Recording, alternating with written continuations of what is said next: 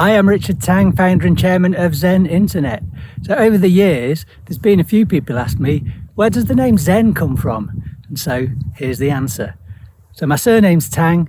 No surprise, I've got Chinese roots. My dad is Hong Kong Chinese, my mum is English. And when I was at school, I was really into electronics, building electronic circuits.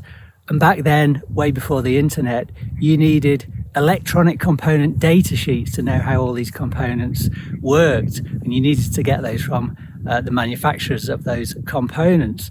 So of course, those manufacturers weren't going to send their precious data sheets to Richard Tang, school kid. So I thought I need to make up a company name, and I made up the name Zen Microsystems, which was a bit of a spin on Sun Microsystems back then. Sun, the company that used to make microprocessors and computers. And I had no idea what the name Zen meant or stood for. I just thought, yeah, it sounds good. It sort of sounds a bit oriental.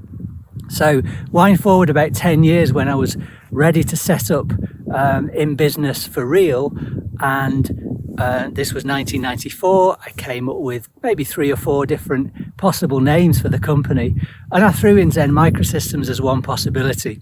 And I asked some friends and family, you know, which one do you prefer out of these 3 or 4? And Zen Microsystems was the clear winner. So in 1994, I incorporated Zen Microsystems Limited.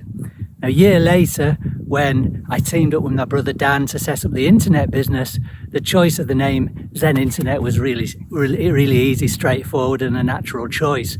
So that's where the name Zen Internet came from. 25 years later, it's turned out to be a really good name for the business.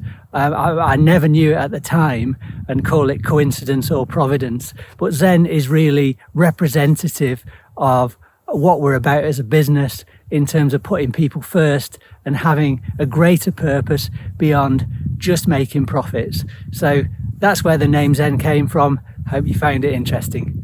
Bye for now.